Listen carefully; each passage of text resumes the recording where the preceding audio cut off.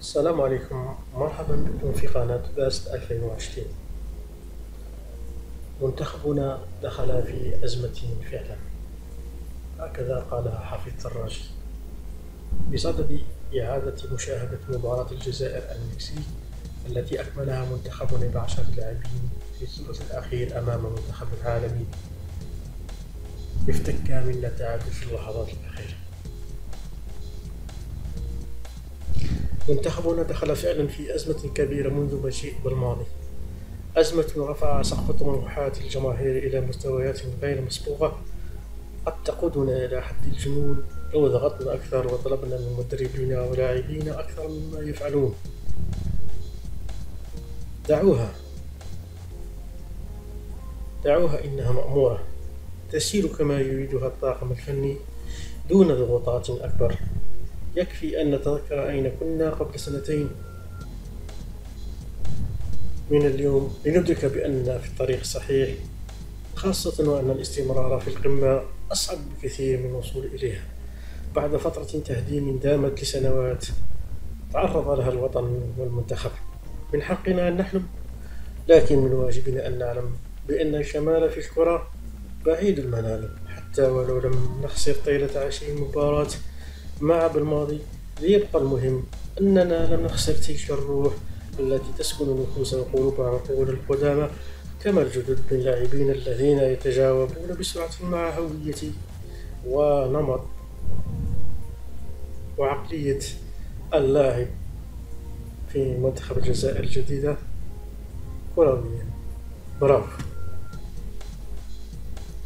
من جهته جمال بالماضي مدرب الفريق الوطني الجزائري، بعد عقده الندوة الصحفية الأخيرة لمباراة المكسيك والجزائر التي تعادل فيها 2-2، حدد أهدافه بالتأهل لكأس إفريقيا للأمم بالكاميرون 2021 بعد إجراء مباراتين زيمبابوي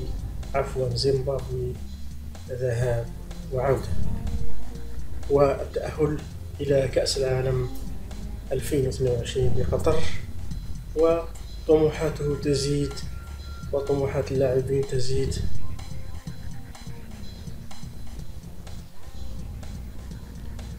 لا يزال تصريح المدرب الجزائري جمال بالماضي لإحدى القنوات التلفزيونية الفرنسية بأنه يسعى للفوز بكأس العالم 2022 يثير ردود فعل الأوساط الكروية في الجزائر وخارجها، وهو الذي رفع تحدي التتويج ببطولة كأس إفريقيا السنة الماضية في مصر بعد أشهر قليلة من استلامه المهمة. قبل بضعة أشهر على الموعد من التتويج القاري الذي صنع فيه الرجل حدثا كبيرا في الوجيز، في وقت كان الكل يعتقد بأنه يبيع الوهم للناس، بعدما تراجع مستوى المنتخب الجزائري منذ مشاركته في مونديال البرازيل لدرجة صار يخسر وديا على ميدانه أمام منتخب جزر الرأس الأخضر، قبل أن يتوج بامتياز باللقب القاري عندما أطاح بكبار إفريقيا دون خسارة، وتوج بكل الألقاب الفردية والجماعية في البطولة كصاحب أحسن خط دفاع هجومي وأفضل حارس ولاعب في البطولة، ويفوز بتقدير واحترام العالم بأسره.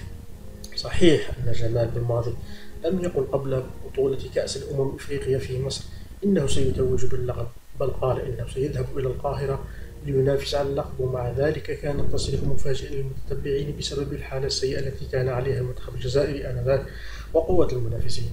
لكن هذه المرة قال إن هدفه الفوز بكأس العالم، وفي ذلك تحدي كبير للذات والغير، تحدي للعقل والمنطق ولكل القواعد التي تحكم عالم الكرة، خاصة وأن الرجل لم يكن يمزح في كلامه، بل كان يعني جيدا ما يقول، رغم إقراره بأن التأهل إلى المونديال عن قارة إفريقيا صعب للغاية، إلا إذا كان التأهل بالنسبة إليه أصعب من مشوار النهائيات التي تلعب في ظروف وأجواء مريحة أكثر من التصفيات الإفريقية، ومع منتخبات يمكن لمن يلعب أفضل منها أن يفوز عليها. نظريا كل الفرق المتأهلة إلى نهائيات حدث رياضي ما تنافس على البطولة بقدرات وطموحات متفاوتة، لكن أن تتجرأ كمدرب لبطل إفريقيا وتعد بالفوز بكأس العالم أو تعلن بأنك ستشارك للفوز بالكأس، فإن ذلك يبدو مستحيلا. في الوقت الراهن، لأن المنتخبات الإفريقية لم تصل بعد إلى هذا المستوى من الطموح والقدرة، وحتى مدربو المنتخبات الكبيرة لا يرفعون هكذا تحدي. ولم يسبق لنا وأن سمعنا بأن مدربي ألمانيا وإسبانيا والأرجنتين والبرازيل في أوج قوتهم يصرحون بأنهم سيفوزون بكأس العالم مهما بلغت قوتهم وطموحاتهم وبلغ حجم جبروتهم واستئصالهم لخصومهم. لكن ما الذي قاد جمال بالماضي لإطلاق هذا التصريح؟ ما الذي يقود بالماضي إلى رفع سقف الطموحات لهذه الدرجة؟ ما الذي يدفع إلى استفزاز الرأي العام والإعلام بهذا الشكل؟ ما الذي يقوده إلى تحمل ضغوطات إضافية ليس بحاجة إليها من الآن؟ ما هي الرسالة التي يريد إيصالها بالماضي؟ ولمن يوجهها؟ هل اللاعبين، الجماهير، المنافسين، أم للعالم بأسره؟ أما السؤال الأهم في كل هذا، هل يمكن فعلا لبالماضي جزاء التتويج بكأس العالم؟ أسئلة كثيرة تطرح في هذا المقام لا نعرف لها جوابا في الوقت الراهن، لكن قد يكون لكلامه حكمة لا نعرفها أو ربما لا نفهمها، لأن لها علاقة بنفسية الرجل وعقليته التي جعلته يتحدى العقل والمنطق عندما توج ببطولة كأس أفريقيا في القاهرة، وهو اللقب المطالب بالحفاظ عليه بداية السنة القادمة في الكاميرون، ثم التأهل إلى نهائيات قطر قبل التفكير في التتويج بكأس العالم. رغم أن الطموح يبقى مشروعا، لكن المدرب ولاعب وفريق ومنتخب حتى ولو تحول ذلك إلى جنون مؤقت سيصيبنا بالجنون الفعلي إذا تحقق.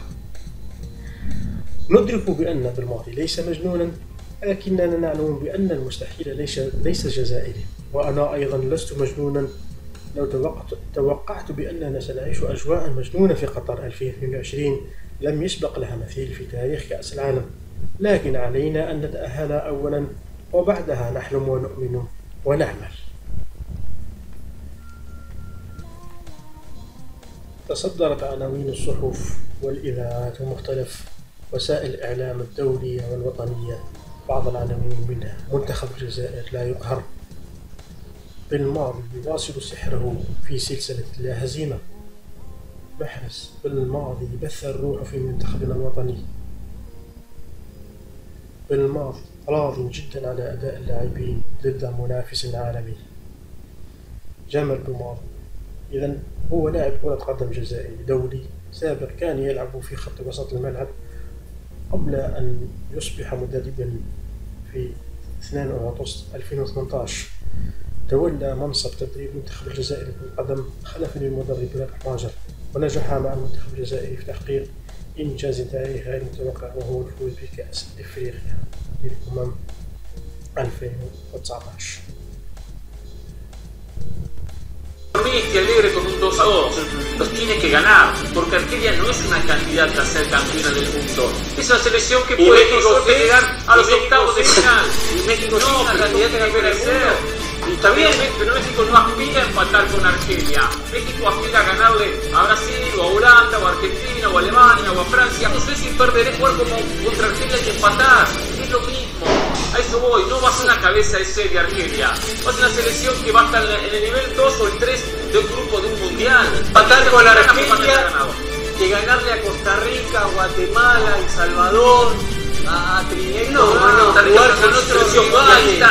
Y Guatemala es una selección que no ha jugado en una Copa del Mundo. Y Guatemala con la Copa Oro.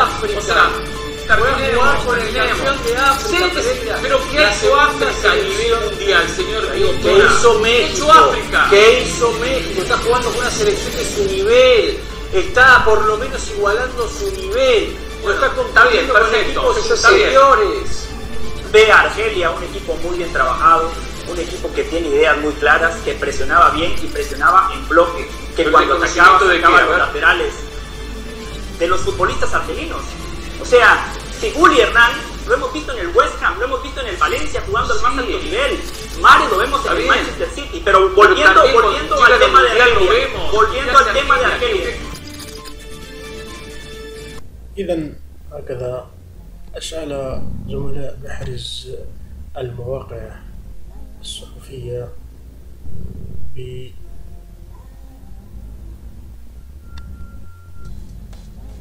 بوسائل الإعلام المكسيكية والعالمية، بحيث أن أكد بالماضي أن أشباله يرغبون في الذهاب بعيدا، وأنهم يريدون المشاركة في كأس العالم والتألق في هذه المنافسة. ذلك هو هدفنا كما قال، لكن قبل الوصول إليه يجب أن نعمل كثيرا، وهو ما نحن بصدد القيام به مع الأشبال.